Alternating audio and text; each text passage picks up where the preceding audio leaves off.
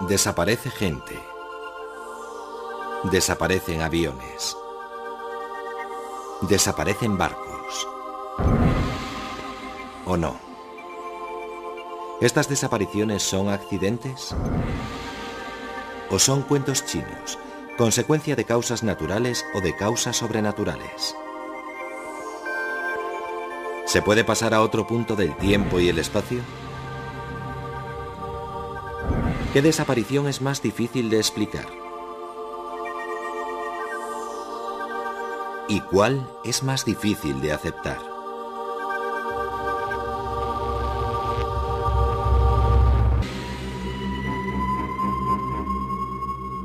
El 23 de septiembre de 1880, David Land salió de casa y se adentró en su finca. Saludó al juez local que pasaba por allí. Al cruzar la finca se volvió hacia su mujer y sus 2 hijos, y entonces, a la vista de los 4 testigos, David Land se volatilizó. No había agujeros en el campo, ni ninguna indicación de cómo pudo desaparecer. Solo se encontró un rastro. La primavera siguiente, Sarah, la hija de Land, descubrió un círculo de hierba seca justo donde había desaparecido su padre. Algo le hizo llamar a gritos a su padre creyendo oír un grito ahogado de él. Se esfumó y nunca se supo más de él.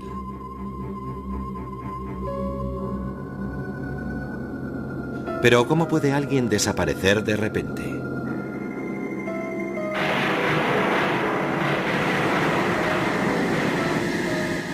¿De verdad pueden desaparecer personas y cosas sin dejar rastro, llevadas de nuestro mundo por algo sobrenatural? Para buscar la verdad hay que preguntar a los testigos, que siguen sin poder creer lo que vieron con sus propios ojos.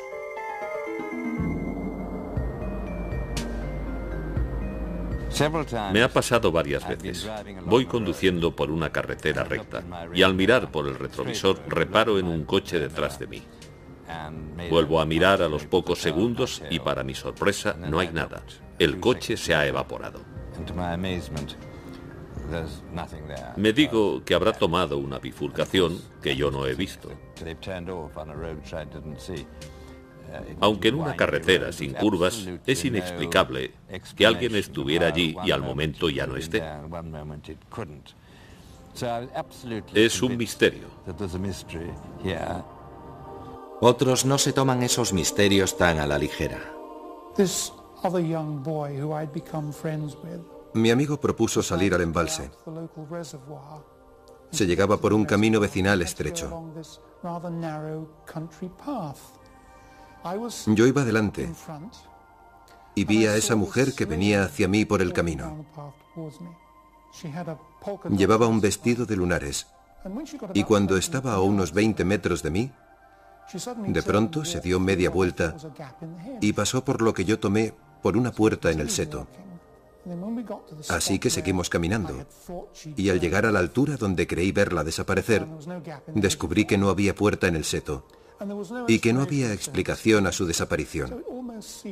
Todo parece indicar que se volatilizó. Una experiencia perturbadora, pero para Davis fue solo el comienzo. Como tantos implicados en desapariciones, su interés empezó a rozar la obsesión, pues se embarcó en una investigación de por vida y encontró historias en una fuente no por conocida menos inesperada. Elías es interesante porque era uno de esos profetas melenudos que de repente se materializa de la nada en el primer libro de los Reyes y luego desaparece.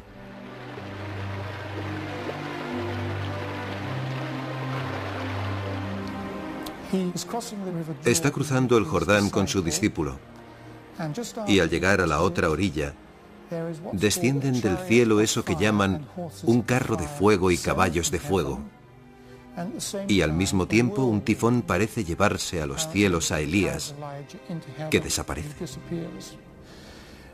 ¿Fue un fenómeno meteorológico o una desaparición sobrenatural? Los tifones no se llevan así a la gente, salvo en la Biblia, claro. Muchas veces, una desaparición va acompañada de oscuridad. Puede deberse a un eclipse de sol o a una fuerte tormenta. Eso no desalentó su investigación.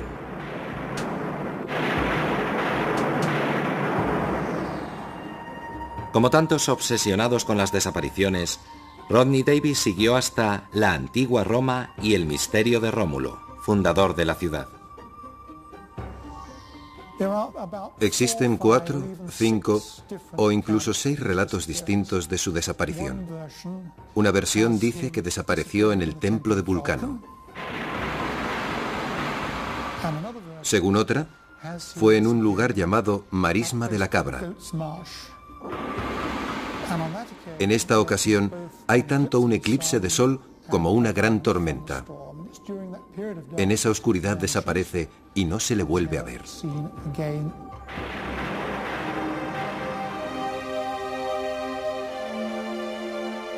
Esas historias de dioses y héroes tienen más de mito que de realidad.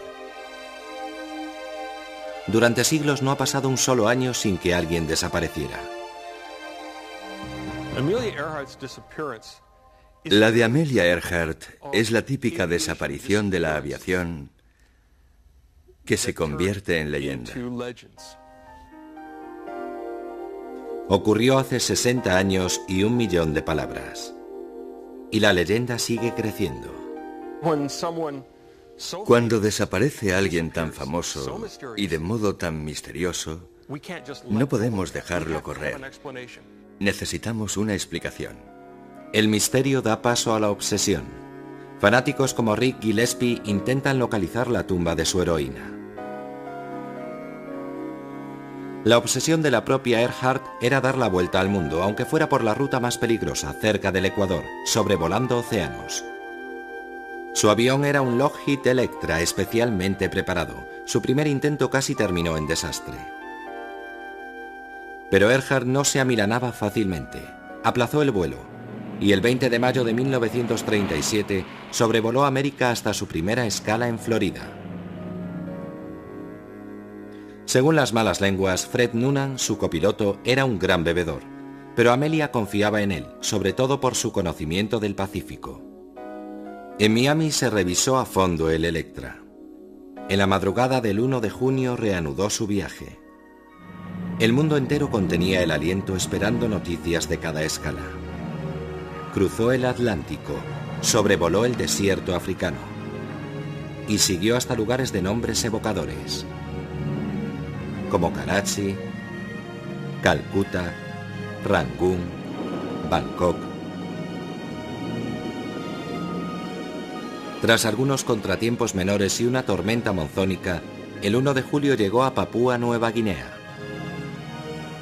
Había logrado recorrer 22.000 millas. La etapa siguiente era la isla Howland, un punto diminuto en el Pacífico Sur de 3 kilómetros de largo y 800 metros de ancho. Era un territorio americano de importancia estratégica. Estados Unidos sospechaba que Japón concentraba fuerzas militares en la región.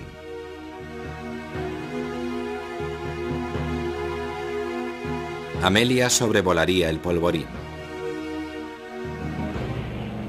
Ignorando el peligro, el 2 de julio el Lockheed de Amelia despegaba para cubrir las 2.500 millas hasta Howland. Confiaba en sus instrumentos, en Noonan y en la suerte. A las 15 horas de vuelo, los operadores de radio captaron un mensaje. Estamos volando en círculo. ¿Sobre qué isla? A las 5 horas otra señal indicaba que seguía buscando. No contestó más mensajes. Amelia Earhart, Fred Noonan y el Electra desaparecieron sin dejar rastro.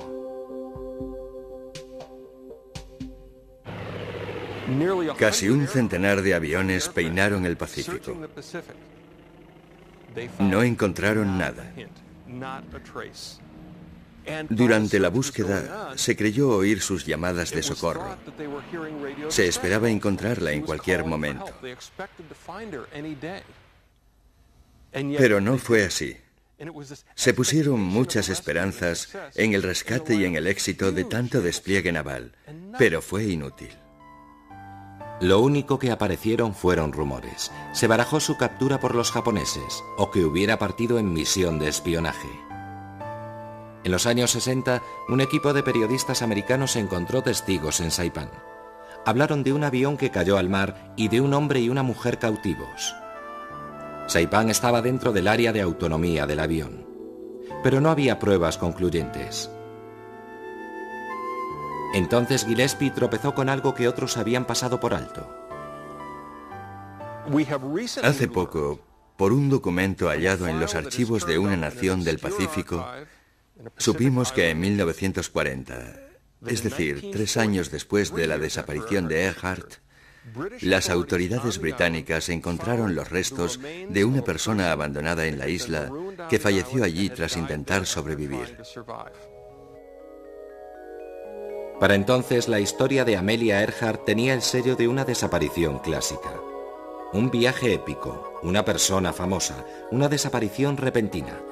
Para una legión de fanáticos que peinaban tierras y mares buscando su rastro, el viaje a la isla Gardiner era irresistible. En ese mismo sitio encontramos fragmentos de un zapato. Se trata de calzado americano de mediados de los años 30. Es de mujer y encaja con el estilo y la talla de calzado que llevaba Amelia Earhart cuando desapareció. Está claro que los restos que aparecieron en Gardiner en 1940 son de Amelia Earhart o de Fred Noonan. Quizá porque se extraviaron los huesos, nunca se pudo saber de quién de ellos eran. Sospechamos que eran de Noonan porque en los restos humanos es más fácil identificar el género si se dispone de parte de la pelvis y del cráneo, como fue el caso. Si es Noonan, ¿dónde está Amelia? Si hay 2 personas abandonadas en una isla, no morirán en el mismo momento. Una de ellas sobrevivirá a la otra y no se quedará ahí sentada viendo cómo los cangrejos se comen a su colega. Hará todo lo posible por enterrarlo. Si estamos en lo cierto, ahora los huesos de Amelia descansan en una tumba anónima, seguramente cerca de donde se encontró el otro cadáver. Luego hay que preguntarse qué fue del avión, si existe alguna prueba de que haya estado allí, y resulta que sí. Encontramos fragmentos de aluminio y de otro material que procede de los restos de un avión. Este trozo de metal nos dice mucho. Hemos comprobado que corresponde a un parche instalado en los bajos del avión de Earhart, en esta posición, justo aquí.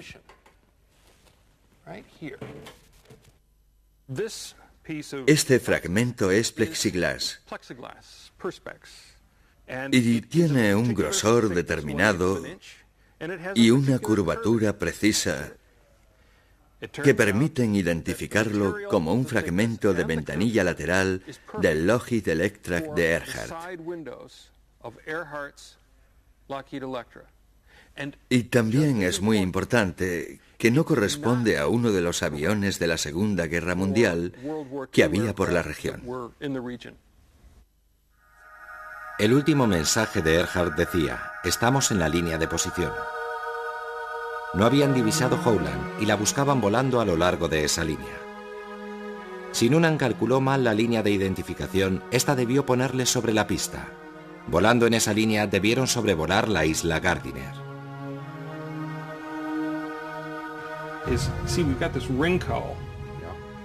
Rick Gillespie seguirá buscando el avión y los efectos personales. Puede parecer de mal gusto, pero necesita pruebas para resolver el enigma. Aún hoy, 60 años después de su fatídico vuelo, Earhart sigue siendo un ídolo capaz de inspirar a otros. La aviadora americana Linda Finch consiguió su objetivo, dar la vuelta al mundo en 2 meses y medio. Pero Amelia Earhart no es la única americana famosa desaparecida entre una nube de rumores. El 15 de diciembre de 1944, Glenn Miller, el director de orquesta más famoso del mundo, se volatilizó. Había recibido órdenes de volar a París y embarcó en un Norseman monomotor pilotado por Johnny Morgan. No entendí por qué Johnny Morgan se empeñó en volar ese día. Había niebla. Hacía un día de perros y él no tenía experiencia. El Norseman despegó a pesar de las inclemencias. Fue la última vez que los vi. El Norseman nunca llegó a París. Desde entonces ha habido mucha controversia en torno a lo que ocurrió ese fatídico día. Victor Gregory, excomandante de bombarderos, cree que un miembro de su tripulación fue testigo de la suerte del Norseman. Volvíamos de una incursión frustrada sobre la ciudad alemana de Schegan y teníamos órdenes de echar al mar las bombas, sobre todo el pastel de 4.000 libras, que era muy peligroso si se aterrizaba con él a bordo. Después de que soltáramos las bombas, el copiloto vio una avioneta que bajaba por estribor y la identificó inmediatamente como una Norseman. Estoy convencido de que se vio atrapada en la onda de choque de uno de los pasteles de 4.000 libras que explotaron a la vez y desapareció en el mar. Después supe que el único Norseman que voló aquel día fue el de Glenn Miller, así que no me cabe duda de que yace en el fondo del canal. Esa es una teoría, pero hay otras, más suspicaces y quizá más plausibles. El detective Gordon Buchan cree que el avión no se estrelló, ni Glenn Miller con él. Tengo en mi poder una copia del registro de todos los aviones Norseman 70.285 y demuestra que ese Norseman voló por la zona de Nueva York hasta el 29 de enero de 1947, en que fue desguazado.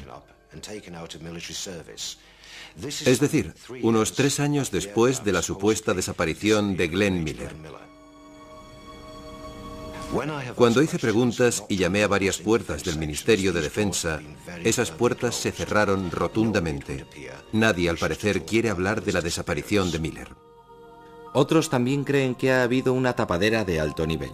Un alto oficial dijo a Udo Ulfkott que la inteligencia estadounidense se había inventado la historia de la desaparición, por motivos de delicadeza y de decencia.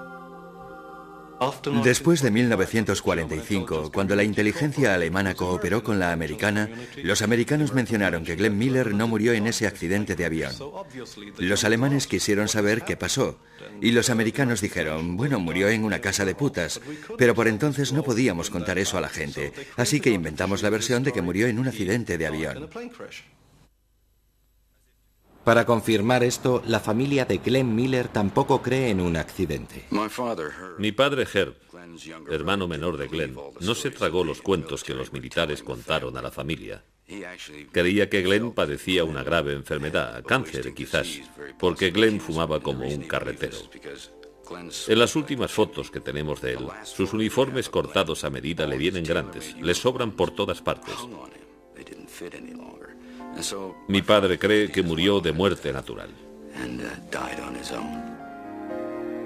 Como en tantas desapariciones, escasean las pistas, aunque puede haber una en la última carta de Miller enviada a su hermano Herb. Cuando recibáis esta carta, ya estaré en París, lanzándome en picado sobre el canal. Lanzándome en picado sobre el canal. Y de repente aparece alguien con su chapa de identificación y seguirá llegando gente con esas ridículas y estúpidas teorías. Y creo saber que nos diría hoy Glenn si pudiera hablar. Diría, no intentéis averiguar qué me pasó. Los misterios son buenos para el negocio.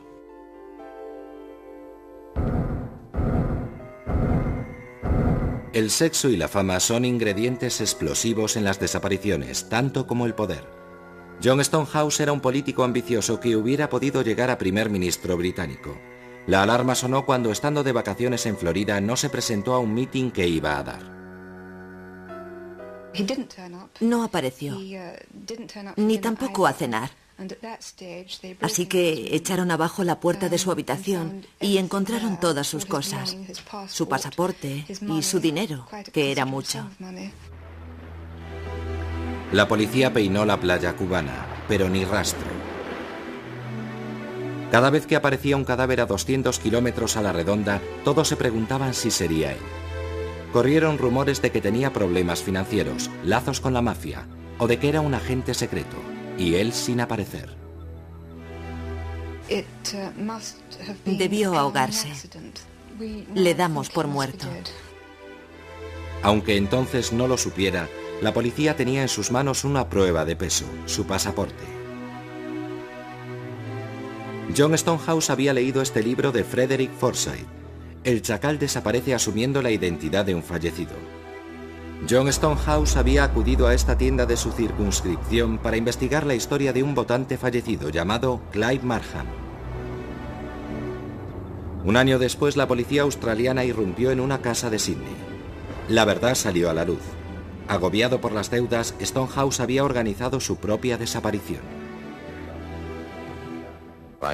He sufrido traumas porque algunos de los ideales por los que he peleado durante 30 años de intensa vida política se han quedado en nada.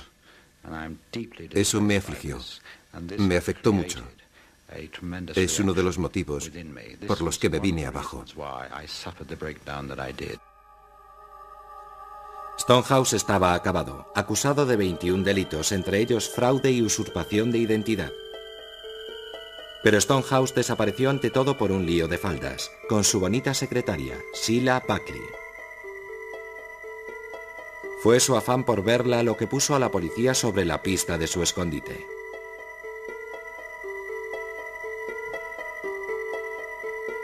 A los 11 años del misterio, Stonehouse desapareció definitivamente. Caído en desgracia, arruinado y olvidado, murió junto a Sheila Buckley, la amante por quien renunció a todo, incluso a su propia identidad.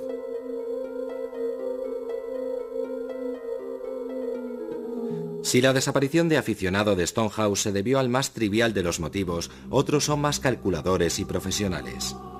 La pista la encontramos de nuevo en el título de esa novela de Frederick Forsyth, pero esta vez la desaparición es mucho más siniestra. Durante los años 70 y 80, las ciudades europeas se convirtieron en blanco de las acciones terroristas de varios grupos clandestinos. Era evidente que alguien intentaba poner sobre el tapete mundial la cuestión palestina, pero cuando se disipaba el polvo de las explosiones ya no estaba. Ocurrió de repente. En Londres atacaron a Lord Schiff, destacado sionista y presidente de Marks & Spencer. Se abrió la puerta del baño y entonces vi una pistola. Eso fue todo. Entonces, en 1975, se produjo el ataque más audaz en la sede de la OPEP, en Viena. Hubo 3 muertos y se tomaron 11 rehenes, entre ellos algunos ministros. Los liberaron tras un vuelo al norte de África. ¿Quién era el cerebro? ¿Esta oscura figura que estrecha la mano de un prisionero y abraza al ministro venezolano del petróleo? Se le puso un apodo, Carlos el Chacal, porque desaparecía utilizando disfraces y nombres prestados. Una redada en un piso franco de Londres permitió dar con una pista.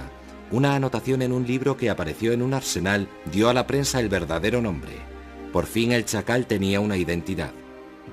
Ilich Ramírez Sánchez. Quería ser una estrella y tomó la vía del terrorismo para lograrlo.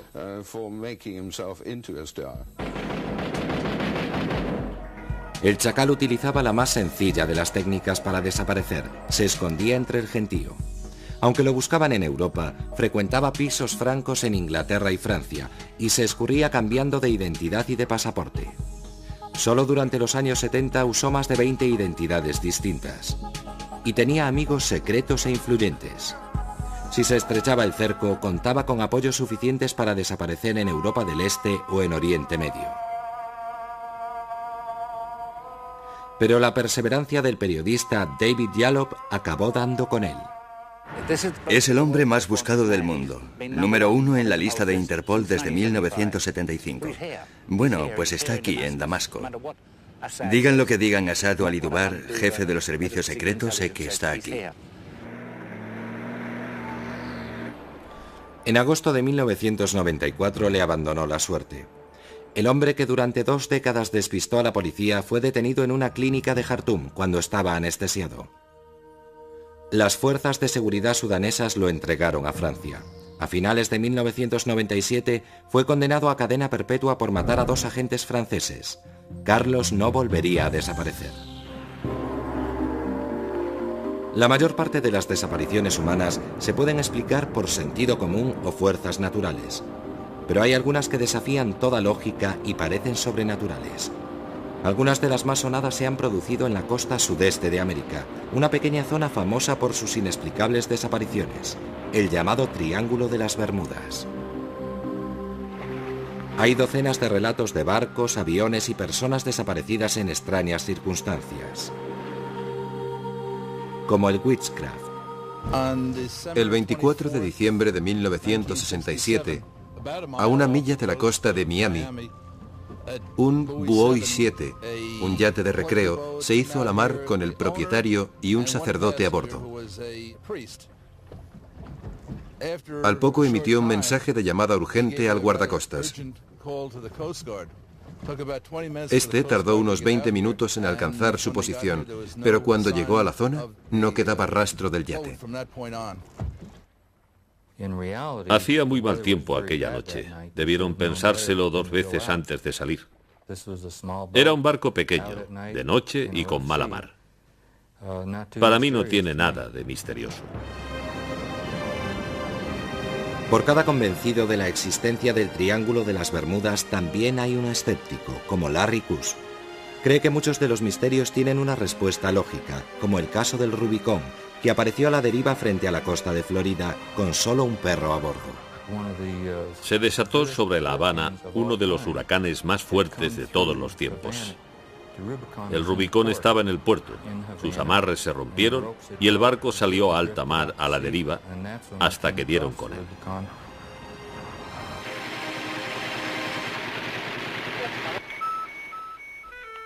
Los guardacostas creen que hay razones muy sencillas que explican la desaparición de tantos barcos en el Triángulo de las Bermudas.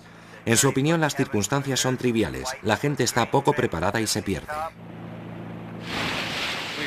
Cada poco nos llaman motoras diciendo que están en apuros. Nos dicen dónde creen estar y muchas veces los encontramos a 40 o 50 millas de la posición que creían tener.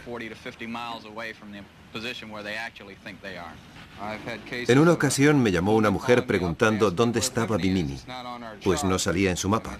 Le pregunté, ¿qué tipo de carta tiene? Y me contestó, tengo el diccionario abierto por el Atlas Mundial. Sale a navegar por la corriente del Golfo con un Atlas Mundial. Este es un caso típico de llamada. Entonces, ¿qué es el Triángulo de las Bermudas y dónde está exactamente? No es triangular, sino más bien romboide. El triángulo se define como la línea que va de Florida a Puerto Rico, de ahí a Bermudas y de vuelta a Florida. Aunque realmente este solo es el centro de una zona más amorfa y mucho más grande, donde se supone que se han producido los casos. Pero no ocurren todos en el Triángulo Central, como dice la gente. Resulta difícil explicar el número de desapariciones en este cementerio de la navegación. Aquí se encontró abandonado el Marie Celeste y también aquí han desaparecido cargueros enormes. Goletas y grandes buques cisterna desaparecieron sin dejar rastro. Los aviones comerciales y privados despegan sin preocupación. Otros creen que aquí pasa algo más sobrenatural. Aquí, cerca de la costa de los Estados Unidos, ha ocurrido o está ocurriendo algo que desafía las leyes de la naturaleza que conocemos en la actualidad. No sabemos lo que es, por eso es un misterio, porque no sabemos resolverlo. Si supiéramos qué hay ahí, no sería un misterio. Usted no me estaría filmando y yo no habría escrito un libro sobre el tema. Hay un incidente que ha contribuido más que ningún otro a forjar la leyenda y estará vinculado para siempre al Triángulo de las Bermudas. El 5 de diciembre de 1945, 5 Avengers de la Armada Americana salieron en misión de entrenamiento rutinario. Pero algo falló. La torre de control captó mensajes inexplicables. Los pilotos decían que se habían perdido.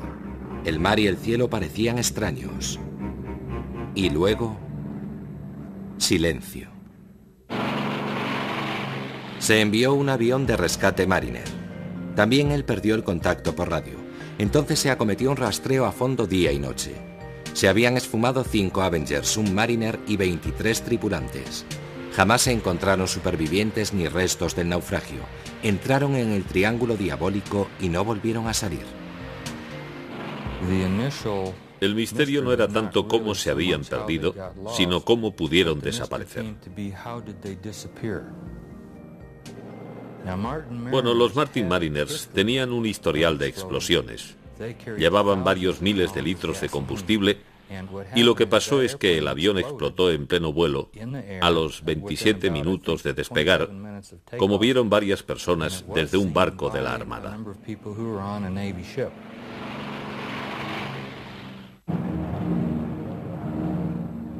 ¿Y qué pasó con los 5 Avengers? Se perdieron, se quedaron sin combustible y cayeron al mar antes de que llegara el socorro.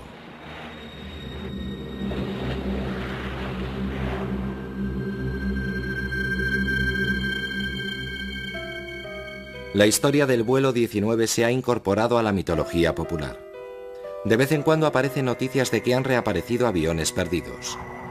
Una versión afirma que estuvo dando vueltas sobre el desierto cuando lo devolvieron los extraterrestres que lo secuestraron en 1945. La leyenda se basa en buena parte en los comentarios del comandante, recogidos en una grabación. Las 2 brújulas se han estropeado, sobrevuelo tierra, pero están rotas. Cuando el comandante dice que están rotas las brújulas, el problema no es que hayan fallado, sino que está despistado y no está de acuerdo con lo que dicen. Pero más misterioso es lo que el comandante Taylor se supone que dijo. No vengan detrás de mí, parece como si vinieran de fuera del espacio. En el diario de navegación dice, no vengan detrás de mí.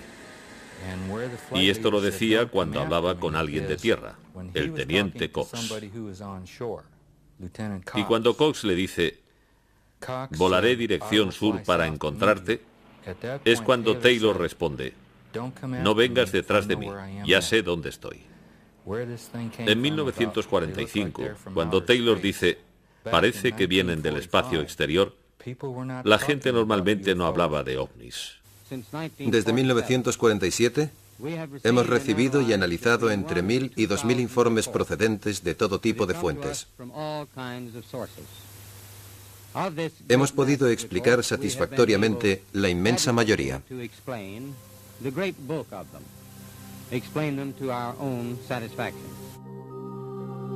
El único problema de los desmentidos oficiales es que la gente los toma por una prueba más de que se están ocultando los hechos. Pero algunas de las pruebas de las visitas de naves espaciales son increíbles.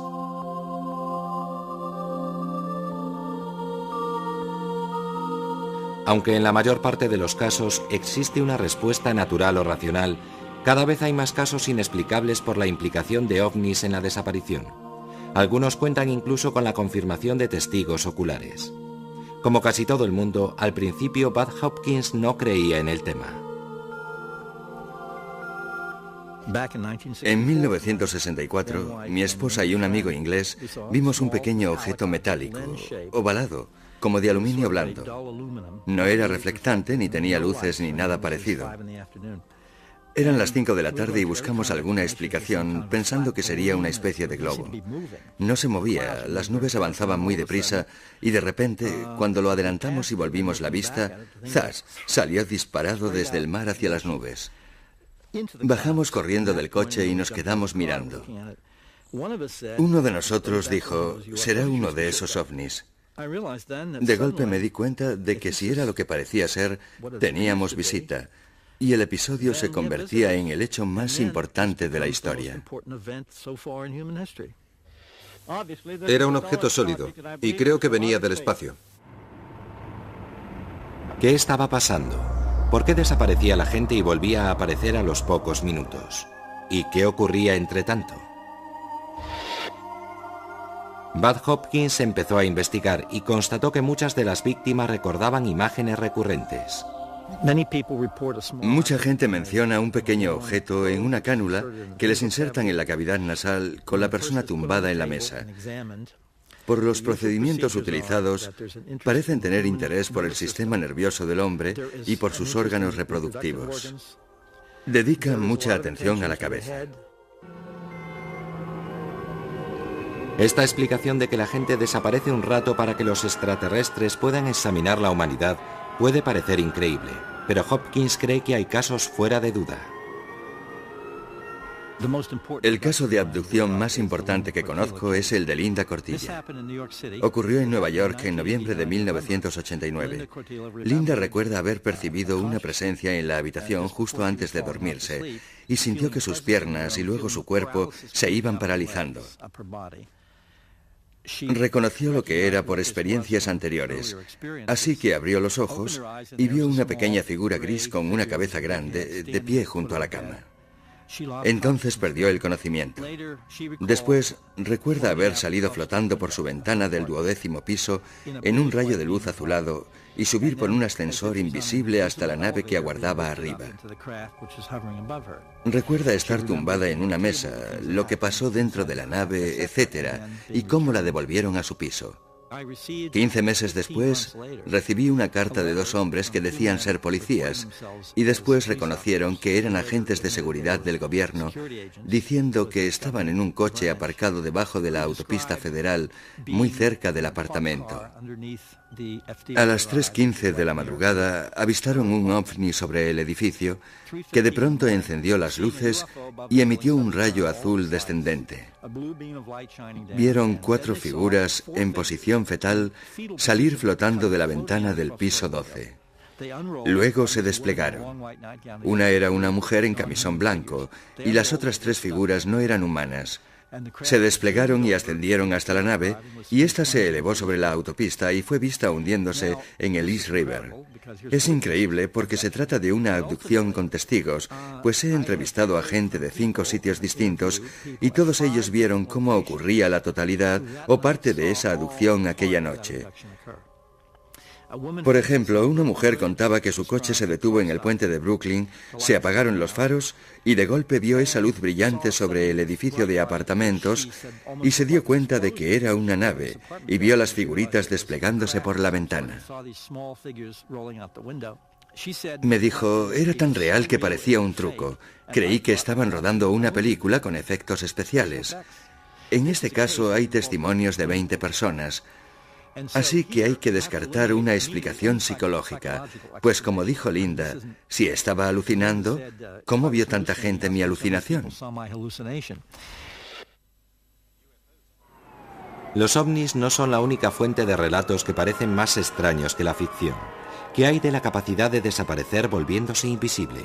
¿Puede ocurrir? La psicoterapeuta Donna Hybe cree que es posible y tiene varios ejemplos. Han salido a la luz muchos casos de invisibilidad espontánea. Primero fueron 1 o 2, pero luego me quedé atónita al descubrir que eran muchos. La gente contestaba a mi encuesta desde todos los rincones del mundo. Por ejemplo, Adrienne, en Lancashire, Inglaterra.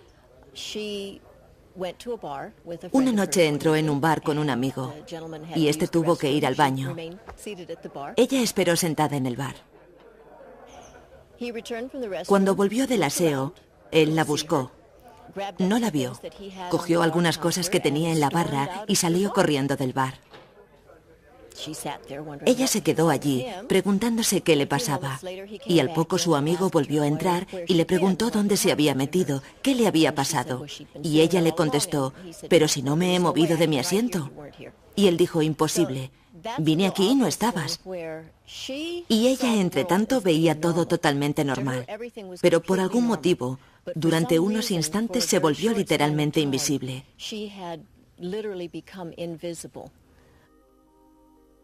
En otra ocasión, esta mujer quiso comprobar su sensación de que era invisible.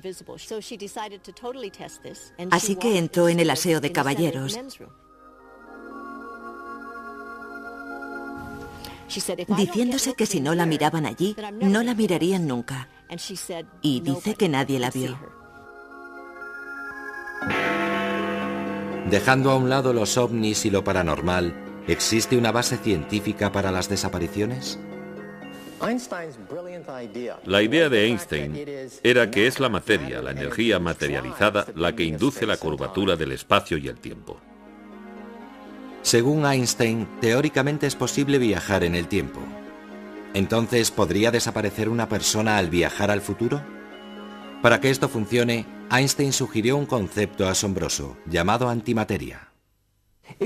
Si tuviera gran cantidad de esta antimateria o densidad de energía negativa, podría producir una deformación del plano temporal.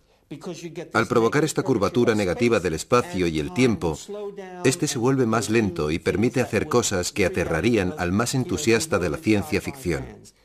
Hawking dice que si pudieras provocar este efecto, no es tanto que pudieras retroceder en el tiempo, sino que podrías ir al futuro a un ritmo distinto.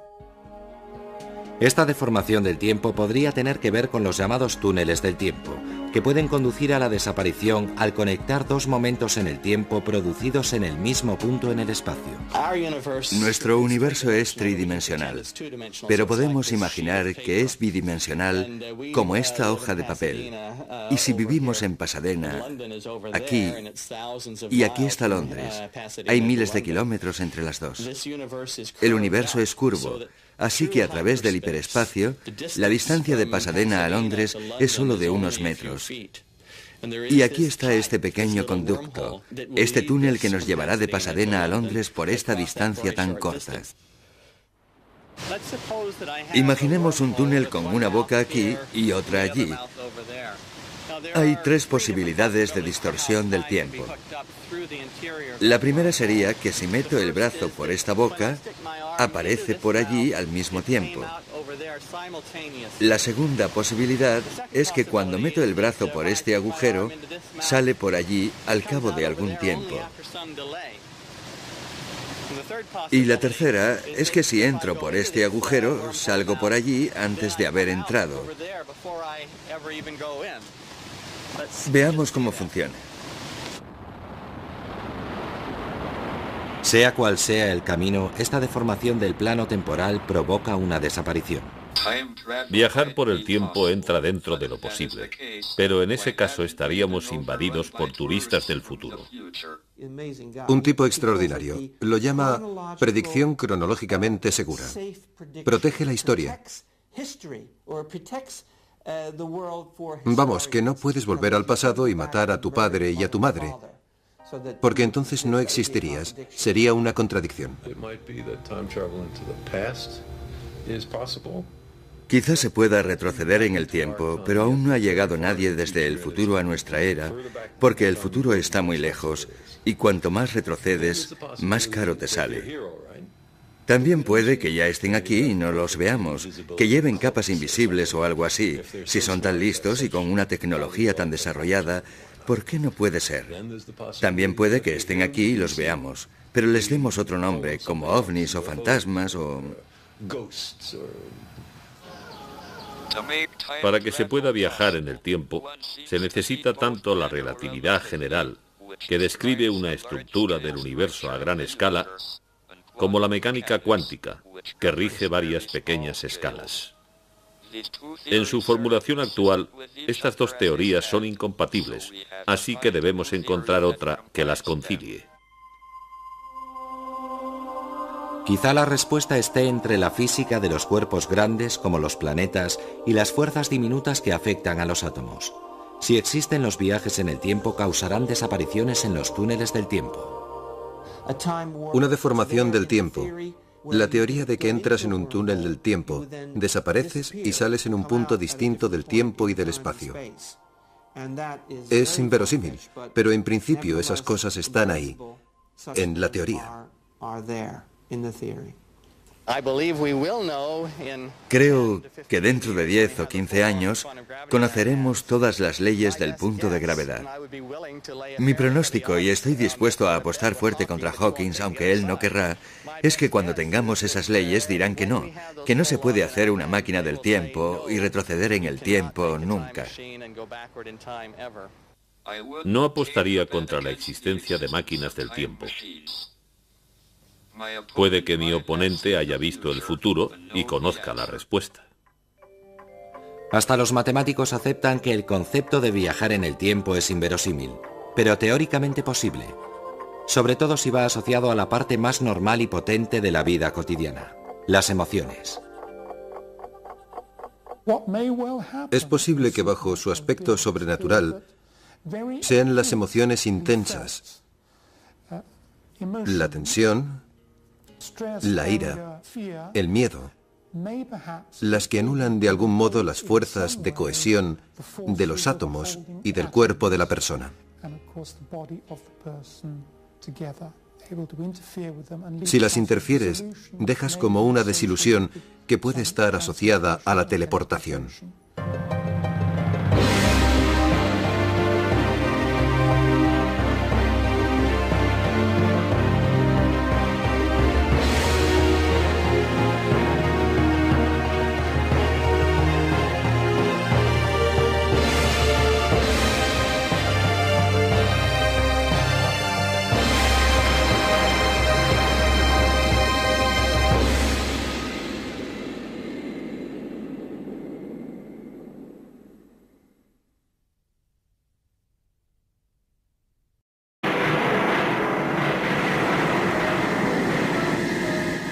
¿De verdad pueden desaparecer personas y cosas sin dejar rastro, llevadas de nuestro mundo por algo sobrenatural?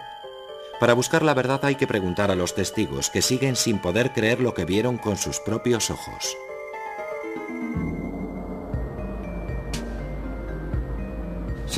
Me ha pasado varias veces. Voy conduciendo por una carretera recta y al mirar por el retrovisor reparo en un coche detrás de mí. Vuelvo a mirar a los pocos segundos y para mi sorpresa no hay nada. El coche se ha evaporado. Me digo que habrá tomado una bifurcación que yo no he visto. Aunque en una carretera sin curvas es inexplicable que alguien estuviera allí y al momento ya no esté. Es un misterio. Otros no se toman esos misterios tan a la ligera. Mi amigo propuso salir al embalse.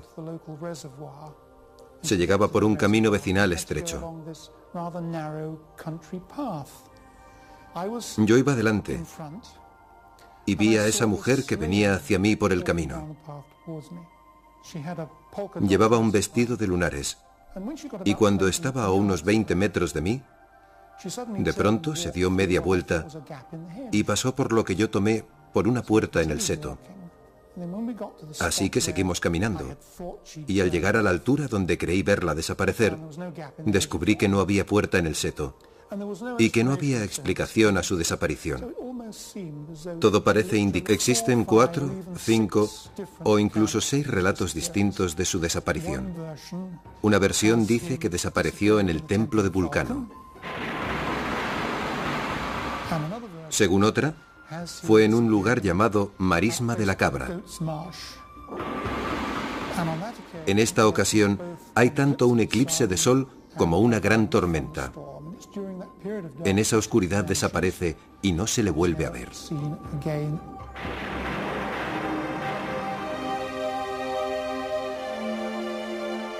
Esas historias de dioses y héroes tienen más de mito que de realidad. Durante siglos no ha pasado un solo año sin que alguien desapareciera. La de Amelia Earhart es la típica desaparición de la aviación que se convierte en leyenda. Ocurrió hace 60 años y 1 millón de palabras. Y la leyenda sigue creciendo. Cuando desaparece alguien tan famoso y de modo tan misterioso, no podemos dejarlo correr. Necesitamos una explicación. El misterio da paso a la obsesión. Fanáticos como Rick Gillespie intentan localizar la tumba de su heroína. La obsesión de la propia Earhart era dar la vuelta al mundo, aunque fuera por la ruta más peligrosa, cerca del Ecuador, sobrevolando océanos.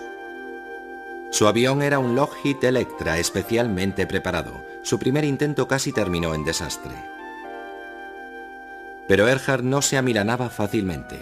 aplazó el vuelo y el 20 de mayo de 1937 sobrevoló América hasta su primera escala en Florida. Según las malas lenguas, Fred Noonan, su copiloto, era un gran bebedor, pero Amelia confiaba en él, sobre todo por su conocimiento del Pacífico. En Miami se revisó a fondo el Electra. En la madrugada del 1 de junio reanudó su viaje. El mundo entero contenía el aliento esperando noticias de cada escala. Cruzó el Atlántico, sobrevoló el desierto africano y siguió hasta lugares de nombres evocadores, como Karachi, Calcuta, Rangún, Bangkok. Tras algunos contratiempos menores y una tormenta monzónica, el 1 de julio llegó a Papúa Nueva Guinea. Había logrado recorrer 22.000 millas. La etapa siguiente era la isla Howland, un punto diminuto en el Pacífico Sur de 3 kilómetros de largo y 800 metros de ancho. Era un territorio americano de importancia estratégica. Estados Unidos sospechaba que Japón concentraba fuerzas militares en la región.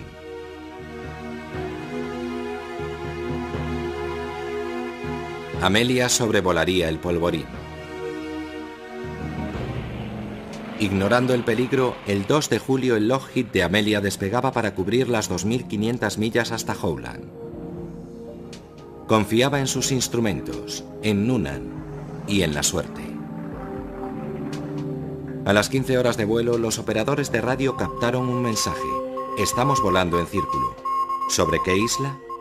A las 5 horas otra señal indicaba que seguía buscando. Que se volatilizó. Una experiencia perturbadora, pero para Davis fue solo el comienzo. Como tantos implicados en desapariciones, su interés empezó a rozar la obsesión, pues se embarcó en una investigación de por vida y encontró historias en una fuente no por conocida menos inesperada. Elías es interesante, porque era uno de esos profetas melenudos que de repente se materializa de la nada, en el primer libro de los Reyes, y luego desaparece.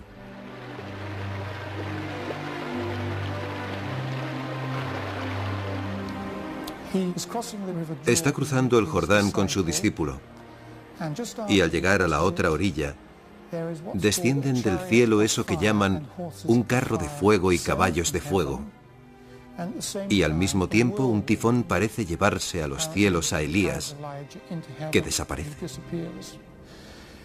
¿Fue un fenómeno meteorológico o una desaparición sobrenatural? Los tifones no se llevan así a la gente, salvo en la Biblia, claro. Muchas veces, una desaparición va acompañada de oscuridad. Puede deberse a un eclipse de sol o a una fuerte tormenta. Eso no desalentó su investigación.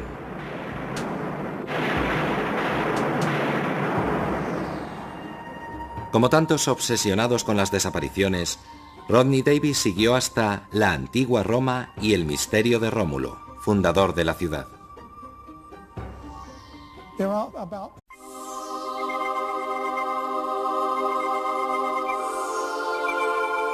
Desaparece gente. Desaparecen aviones. Desaparecen barcos. ¿O no? ¿Estas desapariciones son accidentes? ¿O son cuentos chinos, consecuencia de causas naturales o de causas sobrenaturales? ¿Se puede pasar a otro punto del tiempo y el espacio? ¿Qué desaparición es más difícil de explicar? ¿Y cuál es más difícil de aceptar?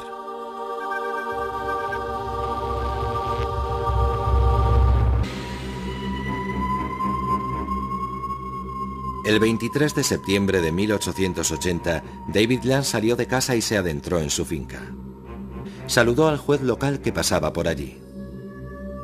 Al cruzar la finca se volvió hacia su mujer y sus 2 hijos, y entonces, a la vista de los 4 testigos, David Land se volatilizó. No había agujeros en el campo, ni ninguna indicación de cómo pudo desaparecer. Solo se encontró un rastro. La primavera siguiente, Sarah, la hija de Lan, descubrió un círculo de hierba seca justo donde había desaparecido su padre. Algo le hizo llamar a gritos a su padre, creyendo oír un grito ahogado de él. Se esfumó y nunca se supo más de él.